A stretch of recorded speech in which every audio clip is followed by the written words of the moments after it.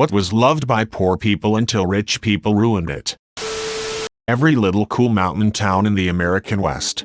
Move in, build their $1 million mansion, and spend the next decade complaining about how the internet is spotty, the electricity goes down during blizzards, and mountain lions keep killing their sheets sus. I've seen it so many times.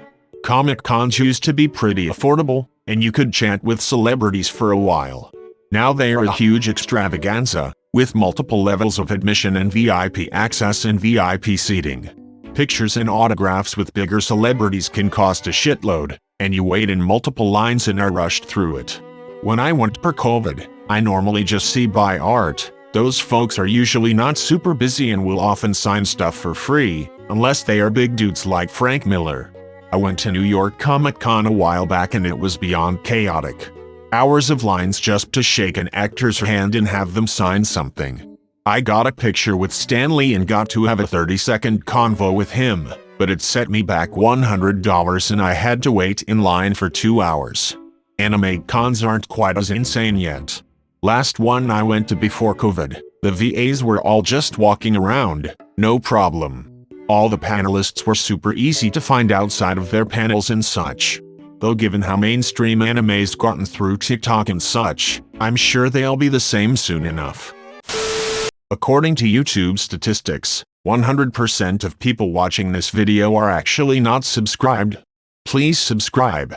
It's free and you can always unsubscribe later. Pretty please. Creating YouTube channels. The worst part of this is that they all use the same format. Vlogs, 50 different camera cuts in a span of 2 minutes, clickbait titles and thumbnails. Corporate YouTube channels are so disgusting. The massive amount of companies taking over a site for individual creators is really heartbreaking. Living near the coast used to be a poor people thing a long time ago. My grandfather bought a house on Cape Cod when he retired from being an airline mechanic in the late 60s. He wasn't poor, but he sure as hell wasn't rich, and a normal middle-class person wouldn't be able to do that today. Even if you inherit a house free and clear, the property taxes will eat you alive if you aren't rich. The nice parts of the coast were always nice. It's just that back in the day there used to be a shitty part of the coast where the watermen lived too. Waterfront property is the ultimate finite resource. Population keeps going up, but we're not making any more land, aside from the UAE. Theater used to be the entertainment for the masses and now it's ridiculously expensive and inaccessible to most people. It's killing theater and opera. Too expensive for young people to go, so they don't start going regularly when they have more money. Theater is eating its seed corn. I'm sure someone already mentioned this, but camping. It used to cost close to nothing to reserve a campsite. Some are still cheap, but now they've gone all bougie and some sites charge you ridiculous fees to pitch a tent in the woods. Same with music festivals in the forests. People would go to get away from bullshit societal hierarchies and enjoy music and self-expression. Then they got all mainstream and it lost its original meaning. Think Burning Man. I remember camping with my dad in British Columbia in the 90s. We'd stick with the provincial parks where you basically got trees, a picnic table, a fire ring, a communal water spigot, and an outhouse. You'd show up, pick an empty spot, then the caretaker would come around in the evening and collect $9 per night. Several years we'd managed to bump into the same people, like the Dutch couple that would make a month-long trip across Canada every July. One of our favorite parks had only 9 small sites backing onto Arrow Lake, suitable for tenting or a camper. If it was full they had a big grass field for overflow and you'd hope for a spot to open the following day. During a rainstorm one evening a couple other kids taught me how to play MTG. Nowadays there's a reservation system for provincial parks. Many parks are fully booked the day that reservations open in March.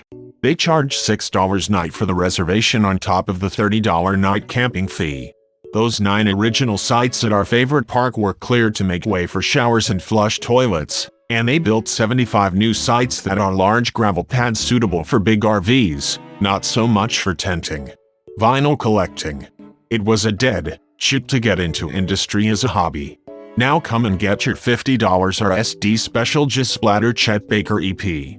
I love the idea of RSD, but the obscene prices they charge for reissues just because the vinyl is a different color and the arbitrarily small pressing runs to generate FOMO really just turns me off to the whole thing, making the experience miserable and forcing me to wait hours outside a shop before it opens just to have half the records I want be sold out anyway does not make me want to support or visit my local record store.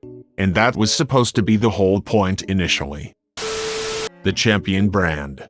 I remember Goodwill and Walmart selling their Champion stuff for cheap. Now it's designer and it costs so much more now. SMH.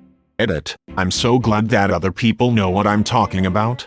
This was my first comment after making a Reddit for myself. Also, designer is a very strong word. It's more in trend than popular. It's not as big as Michael Kors and Steve Madden, but it's difficult to find a Champion sweater for less than $50 $100 plus when it used to be $10 $20. Exactly. Champion was the cheap clothing brand at Target for such a long time. Now they cost twice as much without any increase in quality or style in my opinion. All types of what was traditionally poor people food. Pork belly, oxtails, etc. All the things that used to be cheap because they were considered to be the trash parts. Now that people realize how delicious they can be, it's driven the price up. Pork belly used to be so much more affordable. It's a true shame how much it jacked up in price. Podcasts. The number of amazing podcasts they have been ripped off by celebrities who are so out of touch with the average person's daily experiences is disgusting. They are so starved for attention they have to take over any discussion that's happening. I don't remember which one, but an established comedian said he makes more money for a 1-hour podcast than a month of headlining Friday and Saturday night shows. So he and his comedian friends just take turns on each other's podcasts just bullshitting with each other and apparently people eat it up.